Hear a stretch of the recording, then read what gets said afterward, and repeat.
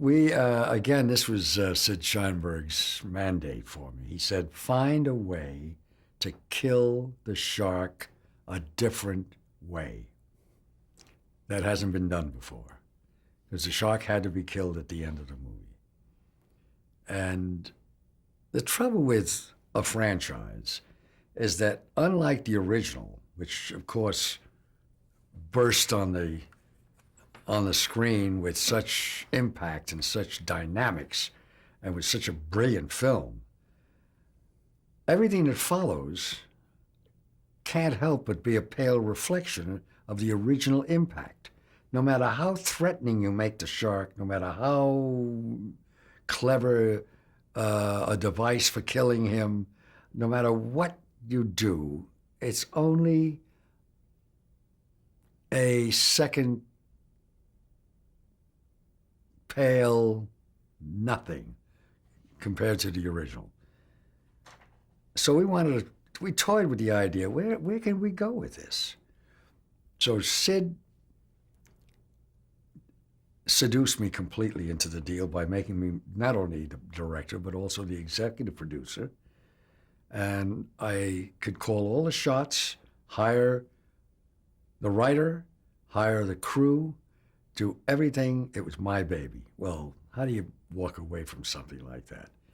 You know, even though I knew this was enemy territory, that there was disaster as a possibility, I was still fired up with the thought that, you know, I was my own boss.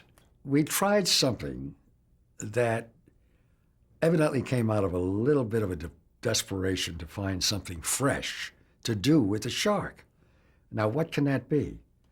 We thought, well, maybe if we take a mystical point of view and go for a little bit of magic, we might be able to find something interesting enough to sit through.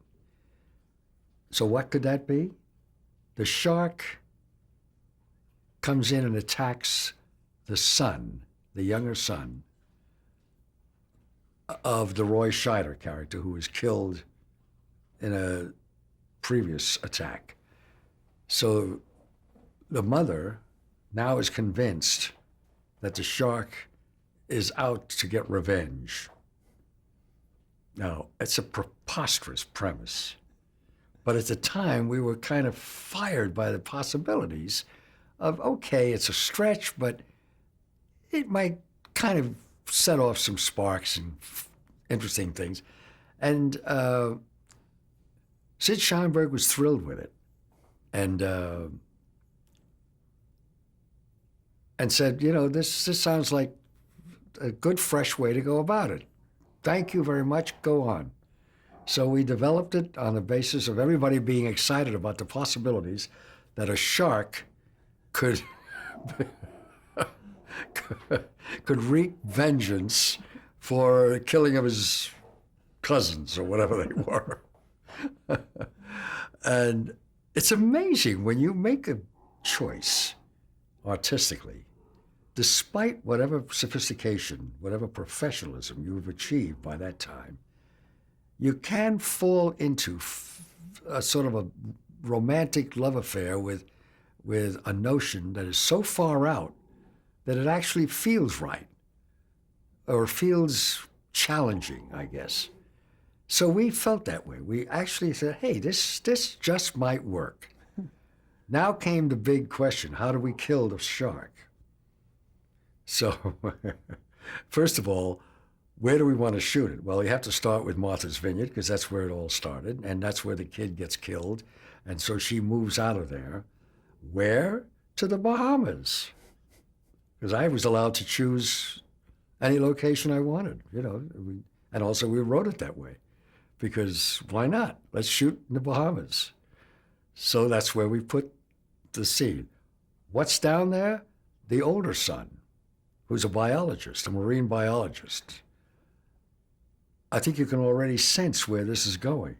A marine biologist, older son, the shark is after the family. Aha. But sharks and that's great whites don't operate in warm water, so everybody felt safe that was just a figment of the mother's imagination. Don't worry, it's not going to be.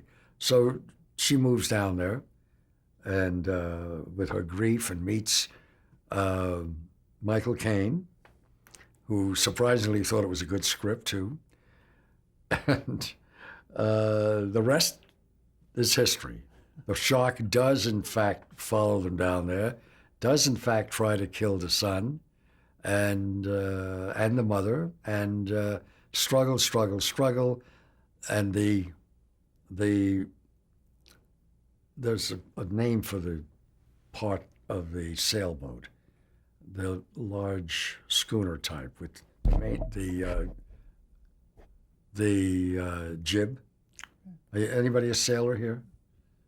But anyway, it sticks out very sharp at the bow, and so the mother steers this incredible, convenient stiletto-like boat and impales the shark, and that does the shark in. How do grown men with rather good credentials in terms of their training, in terms of their worldliness, what they would like to think of is that, how do we get involved with something that idiotic? It still puzzles me. I've formed all kinds of rationales about how we can get trapped like that, and some of them are probably worth listening to. Like, for instance, you think it's a great fresh approach, and you want it to be, you want it to work, and you sort of black out. Sid wanted to work. I did. Michael Caine did. Everyone involved with the production did. There was one dissenting voice that said ahead of time, this is not going to work. This is too silly.